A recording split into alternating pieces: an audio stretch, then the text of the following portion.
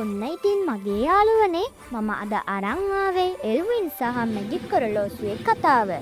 එකෝමත් එක කාලෙක ලස්සන ගමක ත්‍රිශීලී අසල්වැසියන්ගෙන් පිරුණු කුඩා ගම්මානයක එල්වින් කියලා කෘතුහලයෙන් පිරුණු දරුවෙක් ජීවත් වුණා.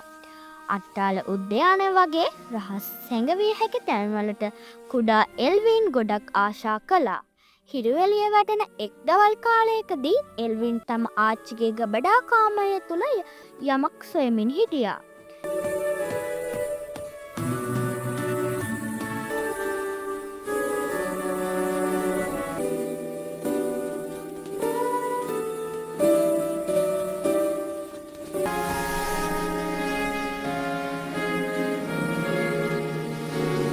එවිට ඔහුට හමුවුණේ තමන්ගේ අතුල තරම් පමණ විශාල රැන් ඔරලෝසුවකි. ඒ ඉතාමත් අලංකාර තරුකැටයම් කර ඇති මෙද දීප්තිමත් නිල් මැණික් ගලක්ද ඇති ඔරලෝසුවකි. එල්වින් ඒ ස්පර්ශ කළ සැනින් දිලිසෙන්නට පටන් ගත්තා. මගේ ටික්ටොක් මැජික් ඔරලෝසුව. ඒක කුඩා නාදවන හඬකින් නාද වෙන්න පටන් ගත්තා. අතීතයේ හරි අනාගතයේ හරි ඕනම දවසකට මම ඔබ වරන් යනවා.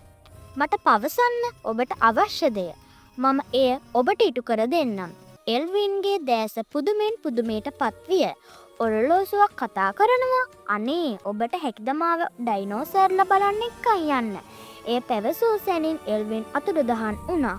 ඔහු නැවත මතුවුණේ කොළපාට පිරින යෝධ වනාන්තරයකින්.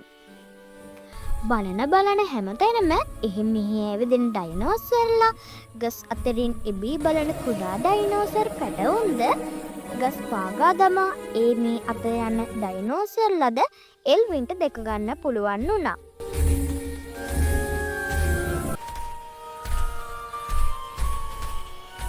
වාව් ඒක නම් සුපිරි. එල්වින් එයාටම කියාගත්තා.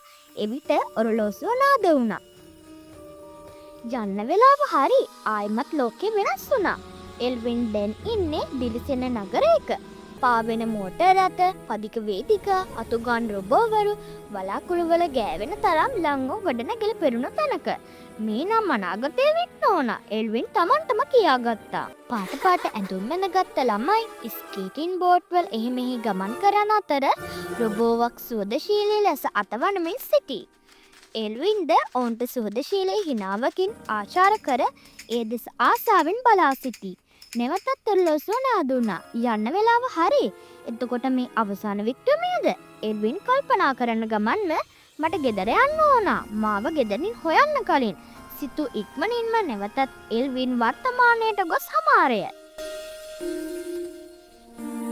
ඔරලෝසුව මෘදු ලෙස වැළඳගත් එල්වින් ස්තුතියි ටික්ටොක් යනුවෙන් පවසන ලදී. ඔබ කෘතුහලයෙන් සිටින තාක්කල් මැජික් සැම විටම ඔබ සමග තමයි. ඔරලෝසුව මෘදු ලෙස පවසන ලදී. එදා ඉඳලා එල්වින්ට අద్භූත ත්‍රාසජනක දේවල් හොයාගෙන කාලය හරහා ගමන් කරන්න ඕන වුණේ නැහැ. ඒට හේතුව ලෝකයේ දැනටමත් මැජික් වලින් පිරී තිබුණු නිසායි.